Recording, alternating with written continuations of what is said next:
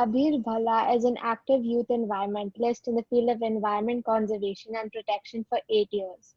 He has worked with the United Nations Environment Programme, the Center for Science and Environment, and the Delhi Metro, among others. Currently a second-year student at Ashoka University, he continues his work as a social and environmental entrepreneur. Hi, it's great to be here.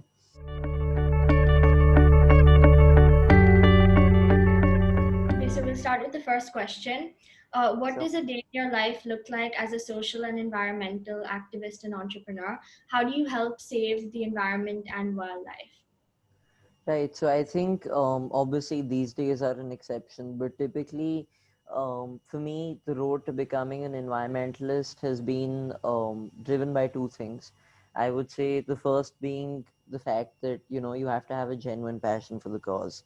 Unfortunately, nowadays, particularly among the student community, I'm increasingly seeing that a lot of social and environmental initiatives are coming up just with a short term perspective, with just the goal of doing it for their CV or their resume to get into college and, leaving it after that. So I think the first thing which has sustained me so long and helped me as an environmentalist is genuine passion. Um, right, that would be the first thing, and the second thing is networking, because that's really how you reach out to people. You get to know them, you figure out that you are working towards the same cause, you collaborate, right? The more people you know, the more you interact with them, the more resources you get access to, and over and above that, like I said, you can be much more productive when you're working with like-minded individuals.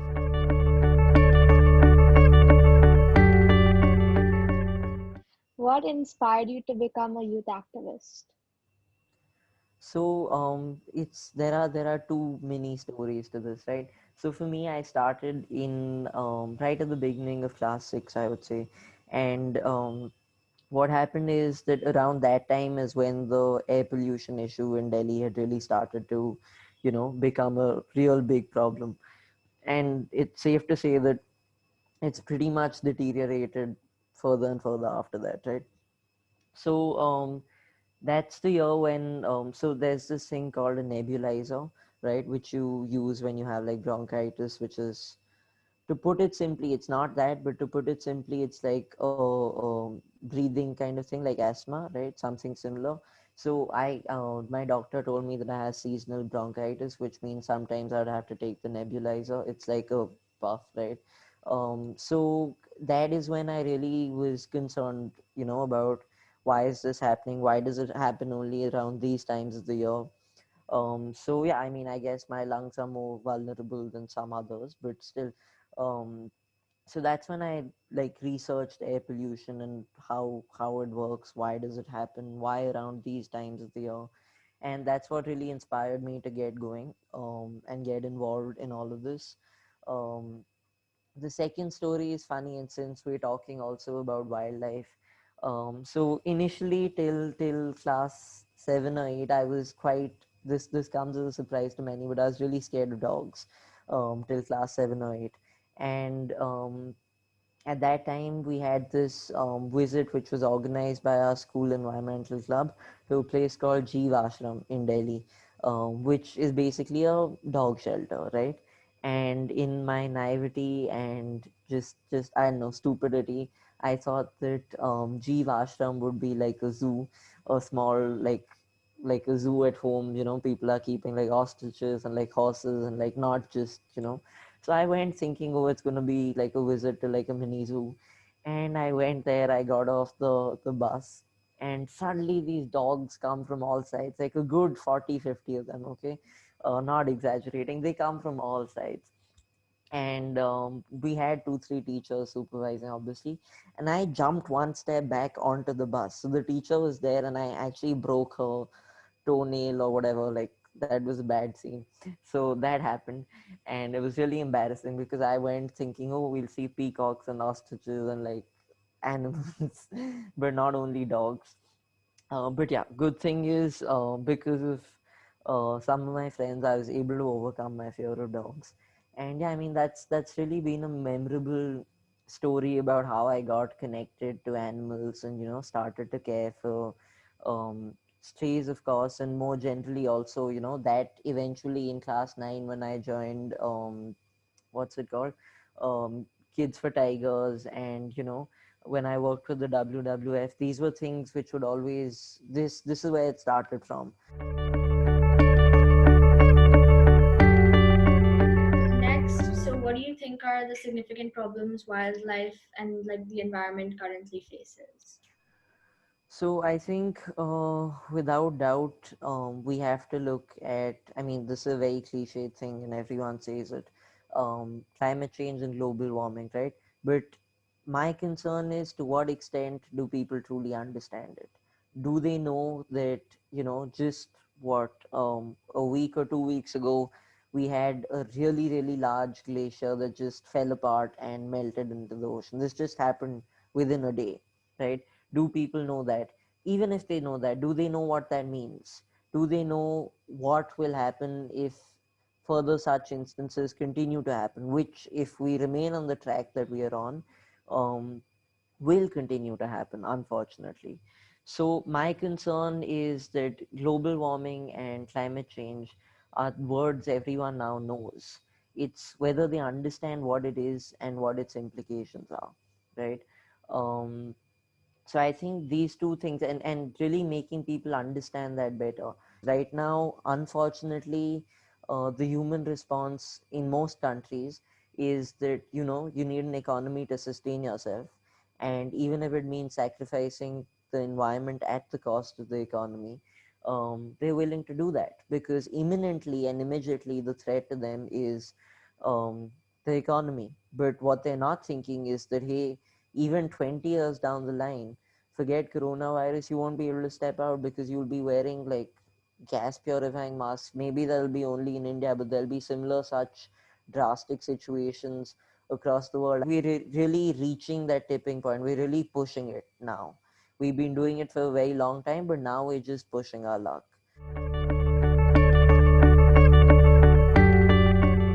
What are the recent projects that you have worked on? Right.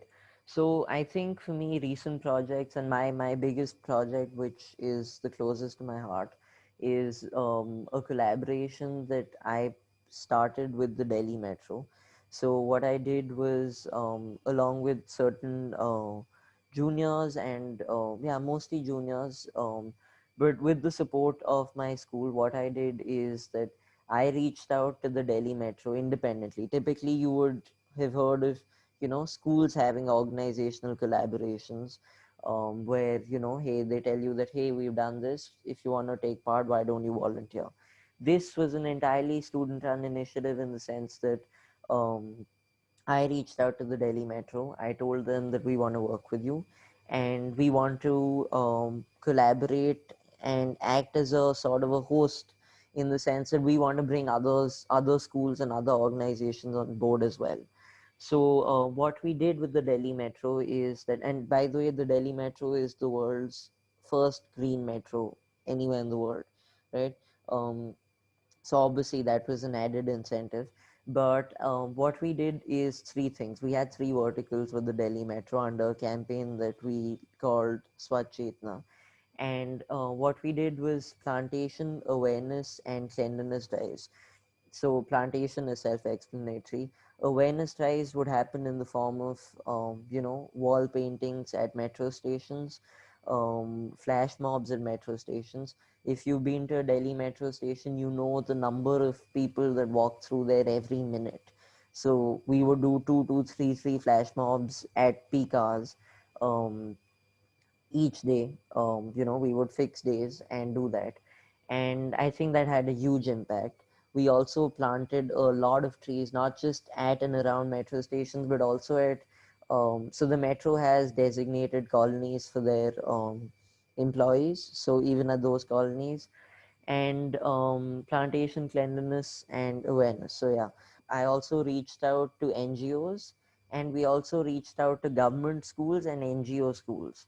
So bringing these four stakeholders together, We had this collaboration with the Delhi Metro, which went on for almost 3 years, ended very recently. And now I'm actually in talks with Dabur and Nestle, with both of them to do a similar project with them. That's a really cool initiative. So, just to add on to that, how has COVID affected your work overall?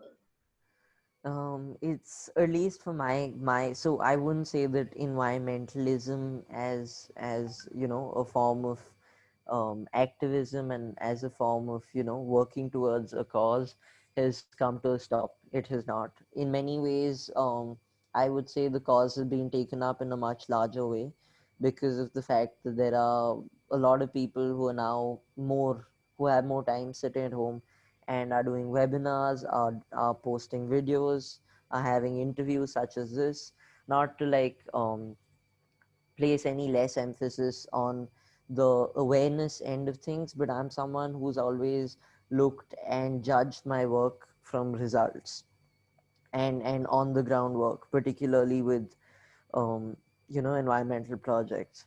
So I would say that it's been a big problem, honestly, and I was surprised. I mean, to whoever watches this video, I would really suggest that you spend some time looking at the environmental story behind coronavirus. There are studies which have shown very seriously, and I wouldn't say conclusively, but there are studies with a good amount of data and research which do show that and suggest that the coronavirus may have emerged as a result of environmental degradation. It became a zoonotic disease. The fact that the animal human species barrier was crossed is because of the fact that um, we're encroaching on our wildlife so much, and not to mention the illegal practices that go on in the wet markets of countries such as, I mean, mostly just China, but others too.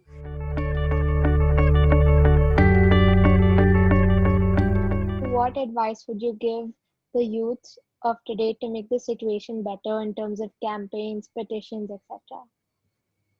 The way I look at it is that if you can put in the effort to do make start a campaign, and it's something that matters, because otherwise you wouldn't be doing it, and somehow the idea has come to you, which is why you're doing it in the first place, right? um, so I mean, do it, and fine, do it for your college, but then sustain it, or at least train individuals, mentor your juniors. It sounds like a big task, but how difficult is it? And typically that's what happens, right? If you're starting a campaign, you have volunteers. Identify 3 to 4 volunteers who can carry forward, hold the torch and carry it forward once you go to college, right? If it's a school based initiative. um, we are talking about sustainability. Start by making your own campaign sustainable. Right? I think that is the biggest thing I would like to say, that your passion should be genuine, your projects should be sustainable. We have to speak up. We need to work, we need to discuss, we need to talk, we need to find like-minded individuals.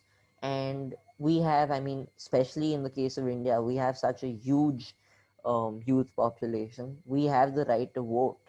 We should make our desires reflect in our vote. I'm not saying go out and protest. Do that. I mean, for us, everyone thinks environmentalism is important, but it's not an immediate threat, right? Global warming, or it's not an immediate threat now. But if you look at it in the perspective of the larger picture, right? Um, if you look at it for the number of hundreds of thousands of years that the human life is that human life has been on the planet, 40 years in comparison to, say, even 200,000 years, that's nothing. So we need to be mindful of that, and we need to start working towards a brighter future, as cliched as that sounds. But yes. Okay, yeah, that's all. Thank you so much for joining us today. All right, great. This was great, and I really hope this helps. Yeah, thank you. All right.